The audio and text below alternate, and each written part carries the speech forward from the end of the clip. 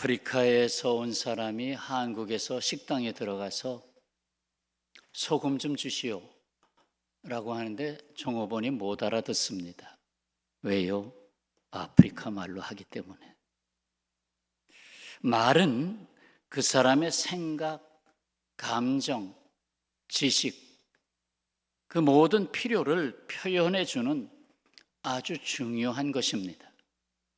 남의 나라에 발전된 학문이나 기술을 익히기 위해서 들어가려면 먼저 언어를 배워야 합니다. 그 나라 언어를 충분히 알지 않고는 깊이 다 얻어올 수 없기 때문이죠.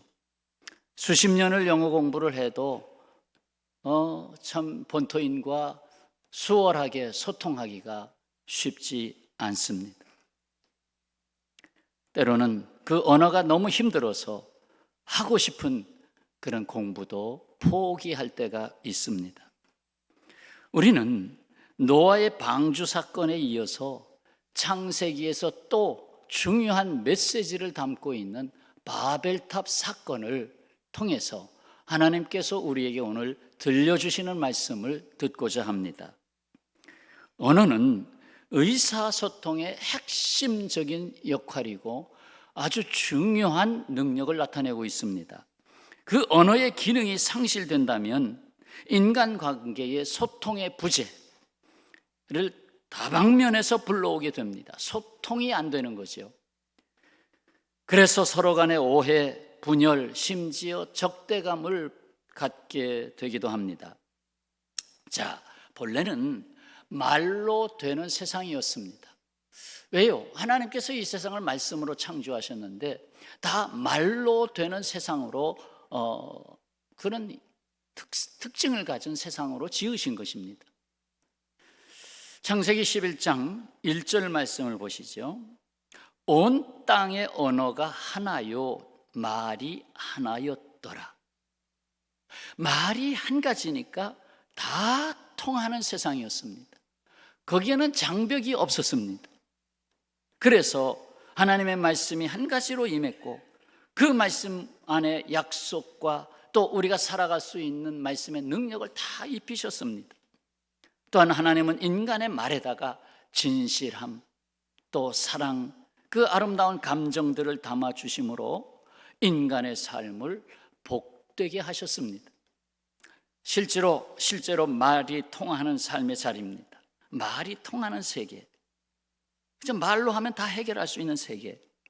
그러나 이것은 인간이 죄악의 범람에 빠지지 않았을 때의 얘기입니다. 그런대로 물론 아담의 후예로서 죄인이 되었지만 그런대로 어느 정도는 지켜나갈 수 있는 세상이었지만 점점점 악이 관영하면서 이것이 깨지게 됩니다. 도무지 말이 통하지 않는 세계로 오게 됩니다. 바로 이거죠. 말로는 안 되는 세상이 된 것입니다. 말로는 안 되는 세상. 악한 생각, 편협한 생각, 거기다가 다친 마음에 담은 말들은 심각하게 분열된 세상을 가져올 수밖에 없었습니다. 자, 사람들이 모였어요. 자신들의 말을 쏟아놓습니다. 우리는 과거에 노아의 그 홍수 사건을 기억한다. 우리는 다시 그런 일이 없어야 된다. 우리는 다시 흩어짐이 없어야 된다. 우리는 뭔가 이루어야 된다. 한데 하나님을 떠난 세대. 그게 문제예요. 노아의 후손들이 제대로 참 믿음 생활을 잘 이어갔으면 좋았는데 그렇지 아니하고 또 타락한 것. 그래서 모여서 뭐라고 했습니까? 4절에 말하되 자, 성읍과 탑을 건설하여 그 탑 꼭대기를 하늘에 닿게 하여 우리 이름을 내고 여호와 하나님을 찬양하고가 아니라 우리 이름을 내고 온 지면에 흩어짐을 면하자. 결국 사람들이 쌓는 바벨탑은 누가 높아지느냐 하는 표현이었습니다. 바벨탑 하나만 쌓은 게 아니거든요. 여기도 쌓고 누가 더 잘 쌓나? 저쪽 팀장이 더 잘하네. 여기가 더 잘 쌓네. 더 높이 올라갔네. 죄를 지은 인간은 이기적인 존재가 될 수밖에 없었습니다. 그래서 높아지고 싶은 욕망, 소유하고 싶은 욕망, 자기 이름을 내고 싶어하는 욕망에 이끌리게 되었습니다. 이에 역사적 실증이 바로 바벨탑을 쌓는 인간이 된 것입니다. 인간의 사고가 쌓아 올라가는 것으로 변하기 시작했습니다. 아니, 다른 사람을 밟지 않으면 올라갈 수 없게 되었습니다. 이런 이야기를 가장 잘 표현한 작은 그 그림 동화집이 있죠. 꽃들에게 희망을, 노란 책. 참 한때 베스트셀러가 되기도 했는데 오래됐어요.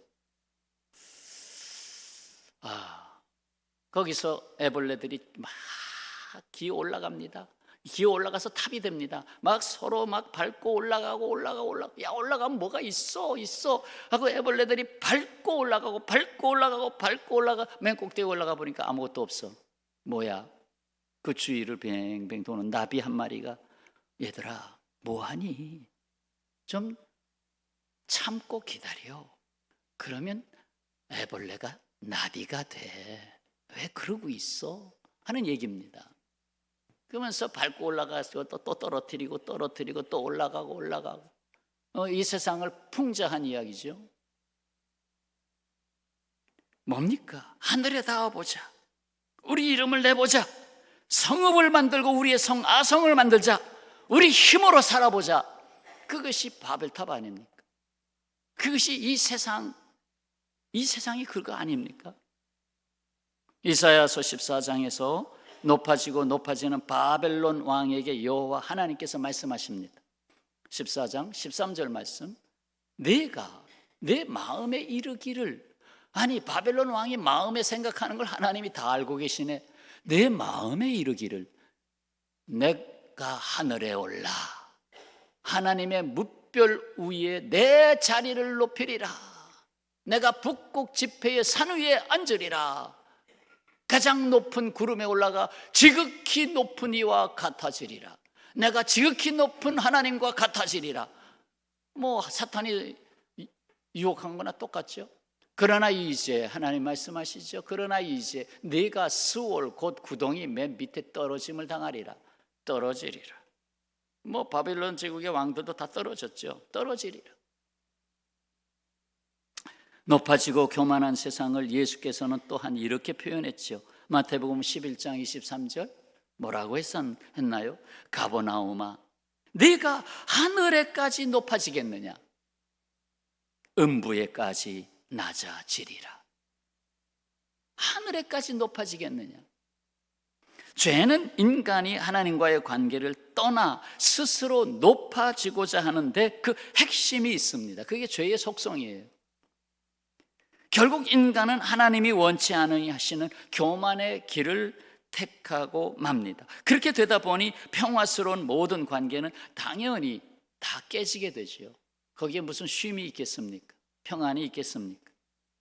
오늘의 바벨탑은 여러 가지 색깔로 그 이름을 짓게 됩니다. 자기 중심의 이기주의, 왜곡된 경쟁, 인간의 착색된 의, 사실 벗겨보면 불인데 겉으로는 의요. 자기 완전주의, 그러니까 남을 판단하죠. 자기 이름을 내는 공로주의, 독선, 교만 등입니다. 곧 신본주의에서 신이 중심이, 하나님이 중심되는 인간의 삶에서 인본주의, 사람이 중심이 된 삶으로 바뀐 세상입니다. 오늘날 법을 만들어도 자꾸 신을 제거하잖아요. 신을 제거하고 인간이 중심된, 그래서 막 어떻게든지 종교를 자꾸 이렇게 눌러서 없애려고 하는 것이 이 세상 아닙니까? 그게 되나요? 결국 인간은 서로 소통하지 못하는 인간의 세계를 자초하고 말았습니다. 사람은 사람에 의해서 소외를 당하고 있습니다. 소외라고 하는 게 누구 때문에 생기는 겁니까? 사람 때문에 생기는 거 아니에요? 그러니까 이렇게 공원을 산책할 때 길거리를 가다 보면 뭐 강아지 하나씩 데리고 다녀. 그것도 어떨 때는 2마리, 제가 최고 많이 본 건 3마리를 데리고 다니는, 줄이 3개야. 3개를 이렇게 데리고 다니는 걸 봤습니다. 저도 뭐 집에서 강아지를 어쩔 수 없이 기르고 있습니다만, 딸이 갖다 놓고 길러라 해서 할 수 없이 기르고 있는 게 지금 12년째, 그것이 벌써 세 번째 평생 기르는 거예요, 결과적으로. 그런데 심리적으로 그 애완견이 소외되는 인간을 위로하잖아요. 소외된 인간을 위로하잖아요. 그게 벗이잖아요. 참 돈 많이 들어가요. 깎아줘야지, 미용해 줘야지, 밥도 줘야지.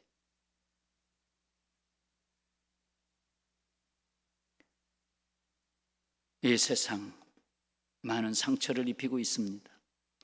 사랑의 대상이 되지 못하고 밟고 일어서야 할 경쟁의 대상이 되고 있습니다. 더하여 인간은 끊임없이 또 다른 바벨탑을 쌓아가고 있습니다. 오늘날 이 세상의 바벨탑 생각해 보세요. 누가 머리가 되느냐, 누가 수장이 되느냐, 누가 패권을 잡느냐, 어느 나라가 패권을 잡느냐, 혈안이 되어 있습니다. 오늘의 바벨탑을 쌓는 그 자리에 혹이라도 나는 개입하고 있지는 않은지요. 자, 그래서 그 다음 단계 하나님은 긴급 처방을 내리게 되셨습니다. 긴급 처방. 안 되겠다. 그대로 놔뒀다면 큰일 나겠다. 그래서 언어를 갈라지게 하자. 그냥 놔뒀다가는 안 되겠다. 바벨탑만 자꾸 쌓을 것이다. 안 되겠다. 하나님은 이것을 알고 계십니다. 6절이죠. 이후로는 그 하고자 하는 일을 막을 수 없으리로다. 이거 그냥 놔뒀다가는 앞으로는 더 하나님이 손을 대고자 해도 이제 안 되겠다. 화성에다가 인간을 창조해야 되겠다. 이제 끝이다. 그런 상황이 오면 안 되잖아요. 그래서 지금 당장 막아야 되겠다고 판단하신 것입니다. 타락한 인간이 뭉쳐서 도모하는 일을 돌이킬 수 없는, 그 일들이 돌이킬 수 없는 치명성을 갖고 있음을 알고 계십니다. 저급한 우라늄 그냥 있는 그대로는 위험하지 않습니다. 우리 지하 광물에 우라늄이 얼마나 많이 산재되어 있습니까? 위험하지 않습니다. 그러나 그것을 농축시켜서 모으면 폭탄이 됩니다. 모아놓으면 폭탄이 되는 거예요. 죄성에 빠진 인간을 모아놓으면 폭탄이 되는 거예요. 그래서 흩어야 되겠다. 해쳐 안 된다. 그렇다고 악한 전염병, 노아의 홍수, 지진 이런 걸로 계속 파멸을 이끌고 갈 수는 없잖아요. 그래서 언어를 분리시키는 그 폭탄이 터지지 않게 하기 위해서 제어봉을 넣어야 되겠다. 언어의 사이에다가 제어봉을 넣어야 되겠다. 그래서 폭발적인 죄성의 진행 속도를 늦춰야 되겠다. 늦추는 거예요. 없애는 게 아니고 늦추는 거예요.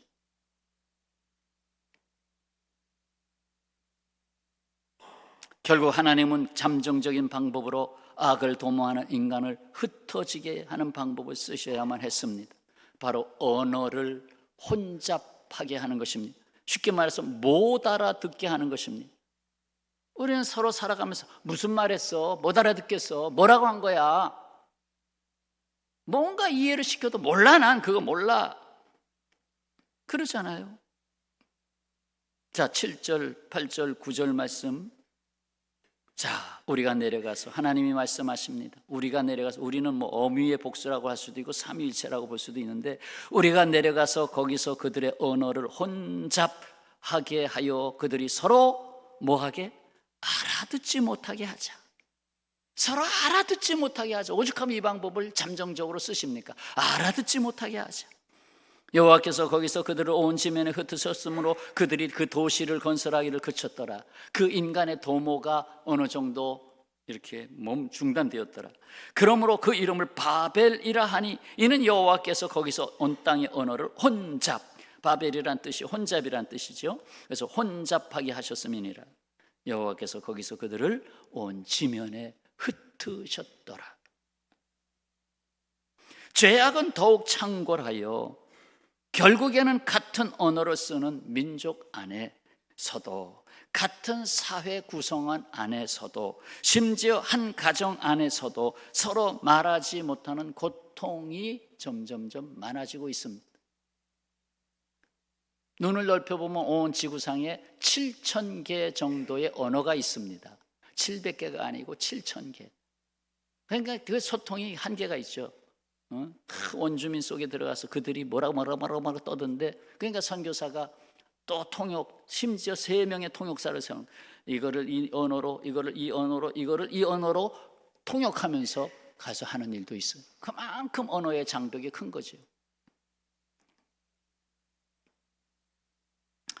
뿐만 아니라 말을 부정적으로 사용하는데 빠르게 됐습니다. 야고보서 3장 8절에 무슨 말씀이 있습니까? 참 이런 말씀은 안 담겨 있는 게 좋은데 성경에 그대로 담아 있어요. 혀는 능히 길들일 사람이 없나니 쉬지 아니하는 악이요 죽이는 독이 가득한 것이라. 혀에 독이 있다는 거예요. 실제로 이렇게 막 욕을 하고 막 이렇게 감정이 일어났을 때 혀에서 독이 나온다는 거예요. 독이 가득한 거예요. 그래서 그 침으로 아마 곤충 같은 걸 이렇게 묻히면 죽을 거예요. 인간의 세계는 서로의 말이 치명적인 암보다도 더 강한 독이 있어 칼에 의해서 죽는 사람보다 말에 의해서 죽는 사람이 더 많은 세상임을 부인할 수 없습니다. 싸움 일어나는 곳에 싸움을 누가 들어와서 이렇게 서로 밀어내고 싸움을 그치게 하는 것처럼 하나님은 말하는 사람 사이에 들어와서 언어를 갈라놓고 그 싸움을 그치게 하는 것이죠. 온전할 수 없는 처방이지만 할 수 없었습니다. 사실 밖으로부터의 위협보다 오히려 내분이 일어나는 것이 더 위험한 것이 사실입니다. 여러분, 북한은 우리에게 위협이 되죠. 그러나 더 큰 위협은 우리 대한민국 안에 있어요. 대한민국 안에서 얼마나 많은 내분이 일어나고 있습니까? 내분이 없으면 북한이 침범을 안 해요. 내분이 있으니까 북한이 찝쩍찝쩍 되는 거고, 그리고 내분을 일으키도록 자꾸 이렇게 그냥 뭘 넣어주죠. 내분아 일어나라. 그러면서 이제 전쟁을 일으키든지 뭐 하든지 하려고 하겠죠. 자, 그대로 있을 수 없죠. 이제 하나님은 근본적으로 말이 통하는 세상으로 회복하고 치유하셔야만 했습니다. 말이 통하는 세상으로 바꿔야 되겠다. 지금 말이 안 통하니까 맨날 이러잖아요. 말이 안 통하니까. 그 궁극적인 해결 방안으로 하나님은 2가지 일을 행하셨습니다. 하나는 말씀으로 오신 예수 그리스도를 보내신 일입니다. 말씀으로 오신 예수님, 생명의 언어를 갖고 오신 예수님. 다른 하나는 그 말씀을 생각나게 하시고 깨닫게 하시고 가르치기 위해서 보혜사 성령을 보내신 것입니다. 여러분, 바벨탑과 정반대되는 사건이 있습니다. 사람들이 올라가는데 혈안이 되어 있을 때 하나님 오히려 세상으로 내려오셨습니다. 그것도 종과 같이 내려오셨고 죽기까지 내려오셨습니다. 본체가 하나님이신 예수께서 말씀이 육신이 되어 우리 가운데 내려오셨잖아요. 바로 여러분 잘 아는 요한복음 1장 14절이 그 말씀 아닙니까? 말씀이 육신이 되어 우리 가운데 거하시며 은혜와 진리가 충만하더라. 그렇습니다. 바벨탑은 인간이 높아지고자 하는 것이라면 예수께서 오심은 하나님이 낮아지신 것입니다. 5절